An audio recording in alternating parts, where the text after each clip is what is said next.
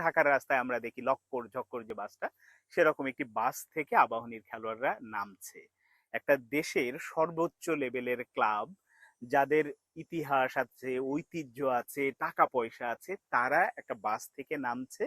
ভাড়া করা বাস, বাংলাদেশের ফুটবলের একটা ট্র্যাডিশনে হাতে গোনা দু একটা ক্লাব ছাড়া সবারই হচ্ছে এরকম ভাড়া করা বাস। কিন্তু সেই ভাড়া করা বাসেরও তো একটা মান থাকে। বলবেন যে সরকারে নেই, দায়িত্বে নেই বা কিছু, মানে অনেকেই এখন পলাতক, পারছে না, এই কারণে কোনোভাবে টিম করে এইভাবে এসেছে। ভাই, এই দৃশ্যটা এখনকার না, এটা অনেক আগের।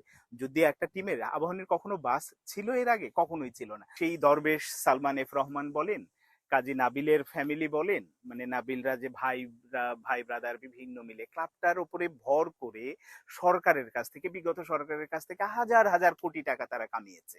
আপনি যদি সালমান এফ রহমানের কথা বলেন, সালমান এফ রহমান এই ক্লাবকে একটা বাস দেবে, তার জন্য এটা একটা কি বলবো, একেবারে নস্যি, বলবে একটা বাস এসে হাজির হবে।